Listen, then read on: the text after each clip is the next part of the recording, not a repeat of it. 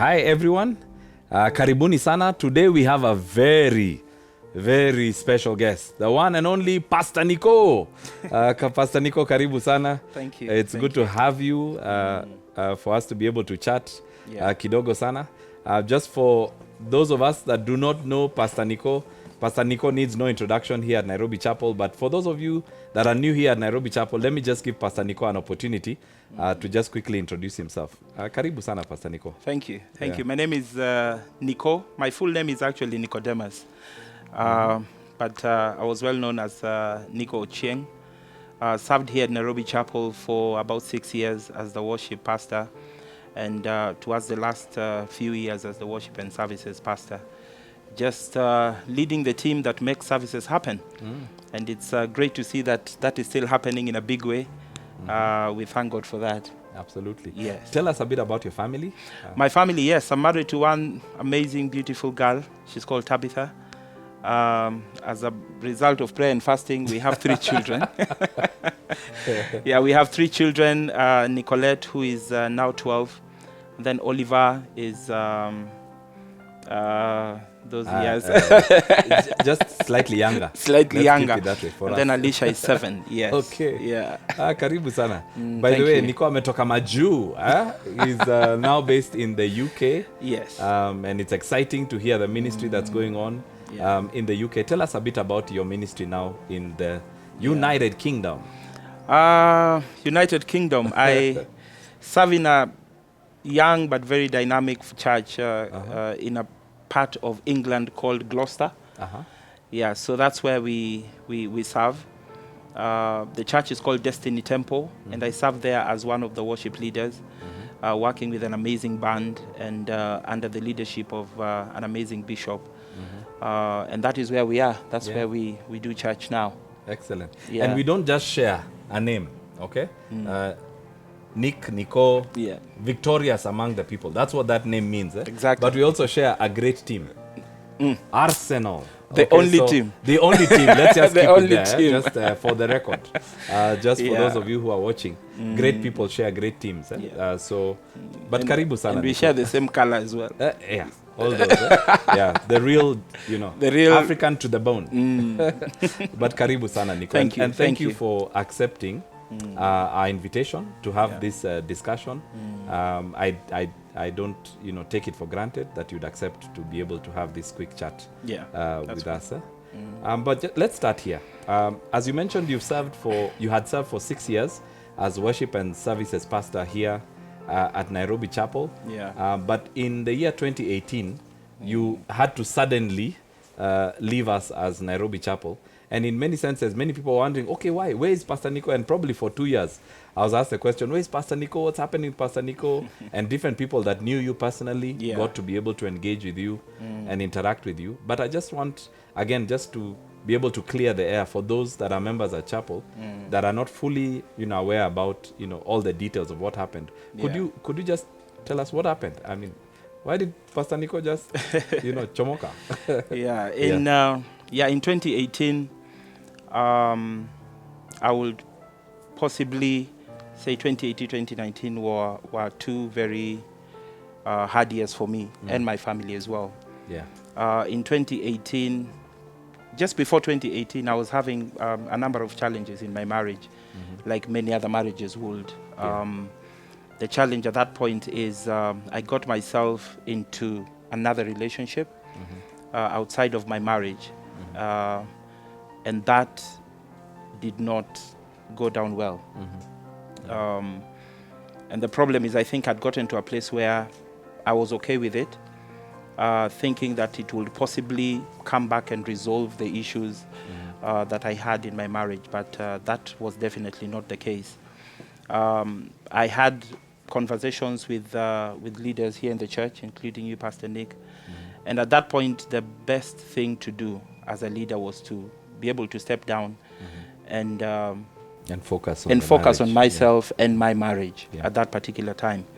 So that is the reason why I left, seemingly left abruptly. And it's understandable, because I know immediately after, you graciously and honorably stepped down to concentrate on your marriage. But I know that season wasn't easy. immediately after you stepped down. How was that season for you? That challenging season immediately after serving with us? Yeah. That was a very hard season for me because I remember putting in my resignation letter in September of 2018, and in December of 2019, photos of myself and the girl that I had gotten into the relationship with were all over the social media. And the little that I had started working on, because at this point we had already gone our separate ways, the little I'd started working on towards rebuilding my marriage all crumbled down. It was a very hard time for my wife. She made a very tough decision that if I was in her position, I probably wouldn't have thought of anything else. Yeah. And so she said, we can't continue living together, and asked that I need to leave. And at that point, I didn't know where I was going. I didn't know what I was going to do. A part of me was feeling, okay, I don't have a job. My family is here. Of course, I had bills that I needed to take care of. And then now I'm having to go and find myself a place to stay. I remember living in my car for about a week because when I left my house, I only left with my suitcase, with my clothes, and a spare mattress. So I remember, because I had a hatchback car, I remember putting the mattress there and sleeping in different car parks in this city for about a week when I was trying to figure out where am I going to stay. And so I went, found a place to stay, and that house was so empty, not empty because it didn't have furniture, but because I'd gotten to a place where I didn't have anything. There was nothing in me, so I stayed in that house. It was one of the hardest seasons in my life. Attempted suicide twice in that particular house. A very good friend of mine came to my rescue once. The second time it just did not work. I don't know why. Probably I was too scared. But there's once that if my friend did not open my door, I probably wouldn't be here today. And when he came in, he told me, this is not the end of life. You have to put yourself together. But 2019 especially was one of the hardest years I probably have ever experienced in my life. Yeah. And what we're talking about today in our service, but also we've been talking about this entire time, has been leaders are not perfect. We're normal and we make mistakes. But in a sense, we shouldn't be defined by our mistakes. We shouldn't be defined by our failures. And I'm grateful that you had a friend like that who could step in and be able to be your friend. That thing for a friend in need, and be there. But I'm really curious, during that time in your lowest moment in your life, that time where you had, given up hope, because when you have suicidal thoughts, it's like you've completely given up hope completely. What helped, other than this friend who came to your aid at that time and was present in your life? What helped? What helped you get back onto your feet? What helped you gather hope again? What helped you, be able to step out of that season? Yeah. I don't know if anything helped, to be honest, because I tried everything possible to get back to at least be able to have a conversation with my wife and to be able to still stay sane. Remember, all these months are going, and the house I am in, I need to be able to pay rent. I have mortgage on the other side that is still running. That is still my responsibility. I don't have a job, and I don't even have the psyche to go and do anything out there. So at that point, I don't think there is anything I can place a finger on and say, this helped. Not in that, not in the early stages of that season. Yeah. Later on, I had a few people who actually walked up to me, and the funny thing and the most heartbreaking thing for me, I think, is 75 or 80% of the people that came to my rescue were non-believers. People who don't go to church, people who don't believe in God, people who will just come and say, you have stayed in this house for too long, we are going out for a drink. And it was so quiet from the church front, and that being the only space I have lived in for all my life pretty much. I expected I would get at least one person to come and say, what's happening with you? But it was so hard. The world, I normally say, I found love where love should not exist. Because that's what the world did. People who don't go to church, they don't believe in God, but they came to my rescue. They came and told me, you can't live like this. These things happen. Some of them shared their stories, and I was like, okay, I should even stop crying myself, because people are actually dealing with bigger issues. But that's the only thing I would say at that particular time stood out for me, and is very memorable at that particular time, yeah. So how did you get back together with Tabs, with your wife? And just how did things slowly start piecing back together? How did healing begin to appear? How did restoration happen to the place where you got your family, back, and you got your life back? You got the opportunity to be Nikko, as we know Nikko again. One is first to really appreciate my wife, because through this season, she protected our children, and did not paint a bad image of me to their children. So the children still looked up to me, and they never knew exactly what was happening. I think they were too young to process that. And that's one thing I really appreciate her for. Two is she never closed the doors on me. She said, we cannot live together, but you can see the children. You can have the children over for the weekend and things like that. And that really helped, because it opened a communication channel. And what I constantly did is to, one, recognize that I had done wrong and that I had hurt her feelings, and not just hurt her feelings, but deeply hurt her.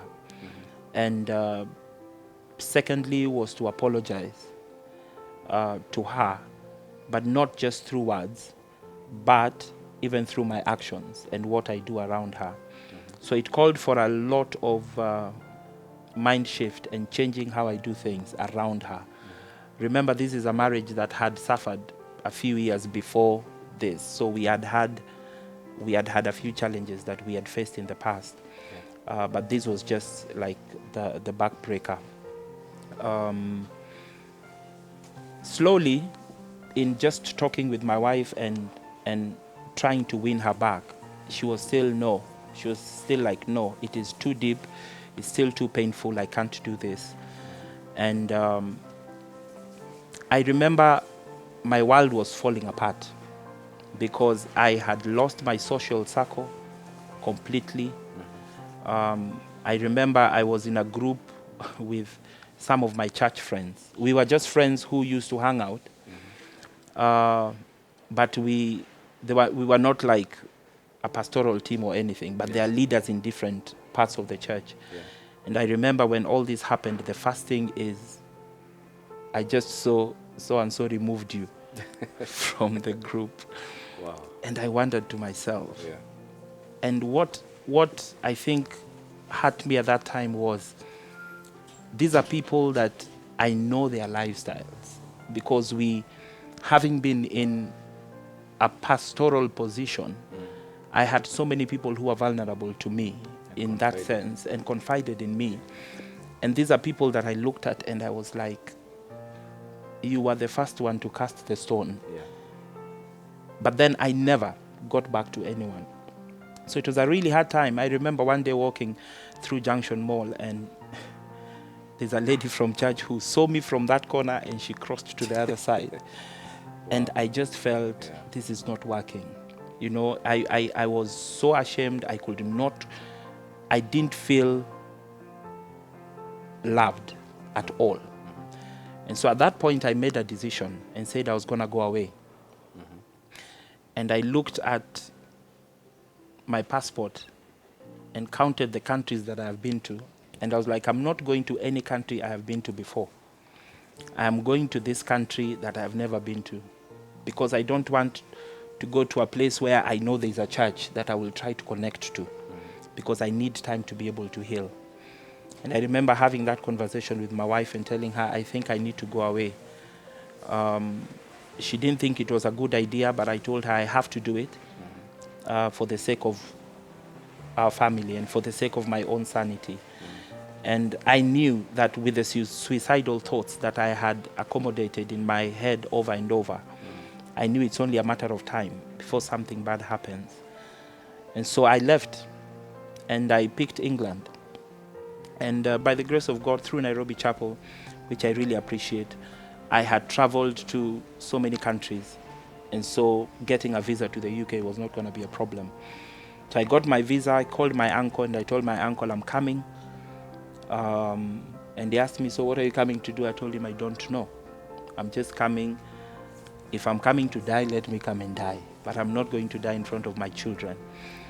And my plan at that point was to disappear.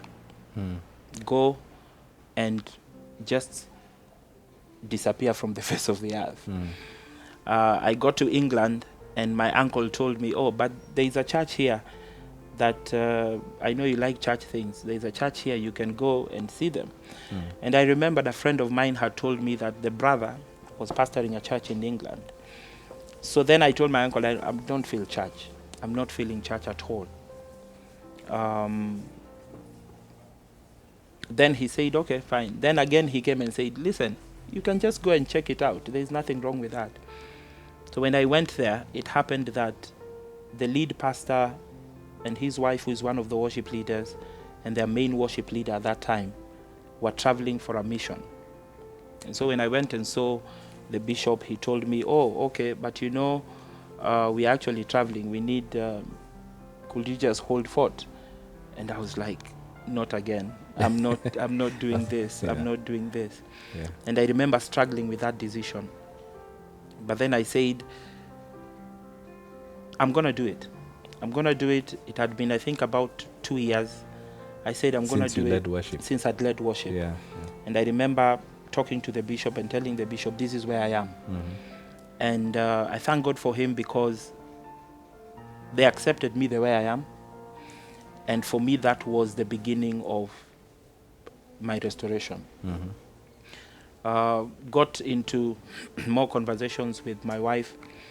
And at that point, we were not discussing anything like coming back together. But then something happened. When the bishop came back with a team from the mission, then everyone was just saying, oh, he's nice, can he stay? Oh, he's nice, can he stay? And the bishop asked, would you be willing to stay? And I told him, I don't have anything I'm going back to in Kenya, so I might as well stay. And so he processed for me the paperwork, and they offered me a job at that particular time. And the advantage was that this job would allow me to bring my family. Yeah. And I told God, if this door has been opened by you, then let it be the door that will lead us into a restoration for my marriage. Yeah. And I remember praying and telling God, I'm going to tell my wife, and you have to talk to her before this, because she has to say yes.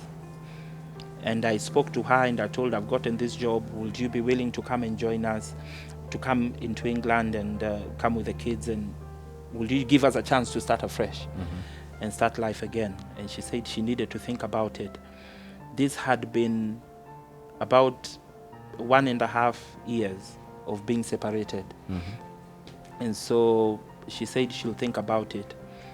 And I remember one morning she called me and said, you know, I've thought about it. I'll give you a chance, but you have to prove to me that I'm not making a mistake with this chance. Yeah. And for me, I think there was a relief, because I was like, this is what I've always prayed for. Yeah. So I came back to Kenya in January of 2020 to process our paperwork to leave. COVID had just hit, and so everyone is threatening to close their borders. processed our paperwork. Miraculously, we needed to raise about 2.5 million to be able to take the whole family there. Yeah. It's money we did not have. Both of us have not been at work. So we started selling every single thing that had our name on it. Sold everything, raised the money, borrowed where we could, got the money, and put in our application. And exactly 4 days later, our passports were back with a decision. Something that even the visa processing team was saying, you were just here the other day. How come your passport is back? 4 days. Yeah. And that was God. Yeah.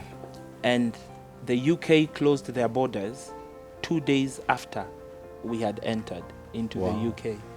During now when the COVID season When hit. the COVID season hit. Yeah. And the UK went into lockdown on Monday when we had just landed in on that Saturday. Wow. And I told God, even those visas coming in early, was God just making sure that we are all out before anything is locked down. The lockdown period was a good period because then we were not going to work, but then we spent a lot of time together with her. We got to process a lot of things. We got to talk through a lot of things. Got to dig back through whatever it is that got us to that place. And I must say we are not fully restored. We are not at 100%, but we are definitely not where we were. Yeah. And we are probably at the happiest part of our marriage. Yeah. Because most of these things that were an issue have actually been resolved. Yeah. People have loved on us. People have cared for us in the UK. We found an amazing family there, an amazing church, people who have supported us. We've built friendships with people that have come and talked to us, and most of them don't necessarily know the background of everything, but just the warm welcome and the love and the care that we've gotten from especially the Kenyan community in Gloucester is amazing.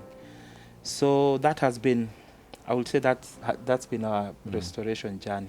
And I know as a church we have significant shortcomings in terms of the process of restoring leaders that have fallen. We have seen so many gaps in the recent past. It's something we are learning. It's a way that we are growing as a church, and I'm really grateful for the feedback, that you've given us throughout this process. But I just want you to speak into that and say, as a church, what should a church do if they are placed in a place where they need to restore one of their leaders? What are some things the church should do to ensure that that restoration process happens better, and that restoration process happens in a way that allows this person that was facing challenges be able to get back on their own 2 feet and to actually feel that they have a church and they feel they have a community? Yeah. It takes me back to the parable of the shepherd. And clearly he leaves his 99 sheep that are safe and goes after one, which at that time I felt the church failed me as one of the leaders. Yeah. And this is not in any way to justify my actions and my choices and decisions that I made at that particular time. But I felt abandoned. I felt locked out. I felt like this one sheep that was part of the 100. And so long as the 99 were in, I felt as though the church focused more on the majority. Yeah. We already have this bigger pool. That one does not really matter. And at that time, I think I was craving even just for a call. I remember working with my team here at Chapel. I was constantly on phone, trying to resolve something, trying to talk to someone, because I led a team of about 300 people. And pastoring a team of 300 people is in itself such a big responsibility. And moving from 300 to 0, and you're crave, and then my personality is, I have a sanguine nature in me that draws energy from people. So I felt as though everyone went away. And what I would say is for the church is, to one, look at leaders as human beings before they are leaders. Because I think every leader, before they become a leader, they are actually a human being. They have feelings, they have emotions, and they go through pain. And they go through pretty much everything that a normal human being will go through. If the church can focus on restoring people more than, I don't know, but this is very personal. I felt as though the name of the church was more important than this soul. And at that point, it was possible.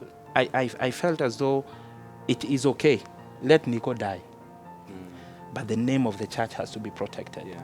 That's what I felt. And it was such a hard time, because I'd given my life. I'd given my life to ministry at that time. Part of the reason why my wife and I had a drift was because she complained I worked too much.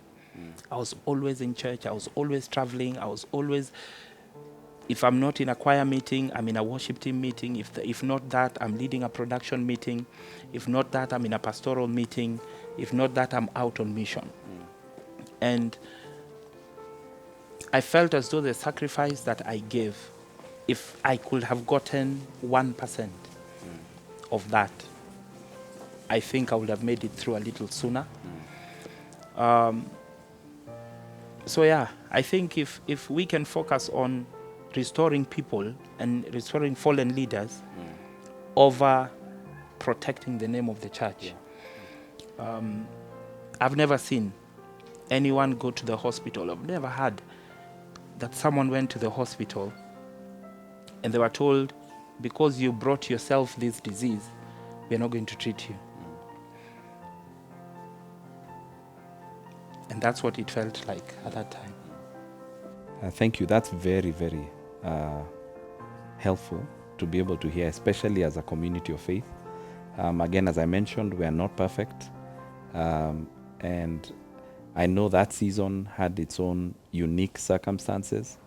But Nikko, you'll allow me, on behalf of the church, again, as a leader of the church, you'll allow me to take this opportunity to apologize for not being the church to you when you needed the church. I know I met you several times at that time, but you'll just allow me, on behalf of the wider church, to say we didn't surround you as well as we should have during that time, and we didn't put all our resource in terms of your restoration. But if you could find it and find a place in your heart to allow us to grow as a church in that area, and to allow us to, do better in the near future, because hindsight, they say, is the best sight. If you could allow us to learn from our mistakes, I pray that in the near future we'd be able to work with others better. But Nikko, thank you very much for being honest and sharing your journey with us, because this is exactly where we are as a church. We're trying to understand how to be able to work with people during difficult times. What I'll do is, just before we close our discussion, I'll give you the opportunity to say hi again to Nairobi Chapel, and to be able to pass a final message to the church. I'm so glad that you're back, and that we're able to engage with you this way. And again, as I've said, karibu tena again. But I just want to give you an opportunity to say a quick word to the church. It could be a word of hi. I know you've shared a lot, but for now, just to share, whatever you have in your heart, as a final, parting shot as you share to Nairobi Chapel. So feel free. Karibu sana. Thank you. To Nairobi Chapel, I think I'll just like to start by apologizing and saying I'm very sorry for where I did not live up to the expectations of a leader and the leader that I was. I know that so many people looked up to me, and so many people went through my leadership, through the worship ministry, and it was definitely heartbreaking to see that the person that you've always looked up to has fallen. So I'd like to start by saying I'm really sorry to everyone, the congregation, to the choir, to the leaders that I worked with. From the bottom of my heart, I'm sorry, and there is not a single second that I take to justify whatever I did. Secondly would be to say leaders are human beings, and human beings have faults, and they have errors, and there are places that they don't do things as we expect them to do. I would request that you handle the leaders that you currently are working with a lot of grace and love on them, because the responsibility on their shoulders to lead. Sometimes they lead bleeding, and because they don't have anyone to open up to, because it feels like everyone is looking up to you, they never get a vulnerable space. And so I will just say, treat them with a little bit of grace, because they're human beings. And then the last but not least is to appreciate each and every one that reached out in that season, each and every one that sent messages. I remember I received a call on Messenger from one of the church ushers who said, I don't know what you're going through, but I want you to know that I've taken this week to pray and fast for you. And I believe that I am a product of your prayers. I'm a product of your silent whispers to God. And I just want to say thank you to everyone that reached out in that season. And of course, to the leadership of Nairobi Chapel, Pastor Nick has been in contact, and I've met with a few other pastors in the recent past, and talked to a few other pastors in the recent past. And just to say thank you. I love Nairobi Chapel. I appreciate Nairobi Chapel. I'm always open to be a part of Nairobi Chapel, and even a part of the wider community, because I believe that what Nairobi Chapel is doing is what the church should be doing. And so even this does not disqualify the good, because I believe the good outweighs the bad. And so let's focus on building the kingdom of God and raising more leaders and restoring the lost ones. Absolutely. Thank you. Yeah. And I can't think of a better way to end than that phrase you've just said. The good outweighs the bad, because that applies to you, Nikko. Yeah. You may have made a mistake towards the end, or there was a failure or a shortcoming, but I want to assure you that our worship ministry, in every sense, our ministry of music right here at Nairobi Chapel, has drawn such deep inspiration from your engagement with us. Our worship teams grew tremendously. Our choir, remember 300 voices? Yeah. I mean, the missions that we're able to do around the world with the worship teams and with the band, it has your fingerprint all over it.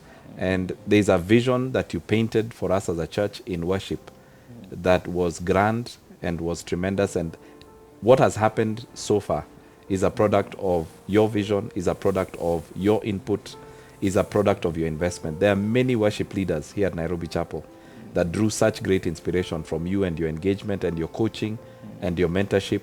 And our congregation, for all those years you served among us, was deeply, deeply impacted by your leadership in worship.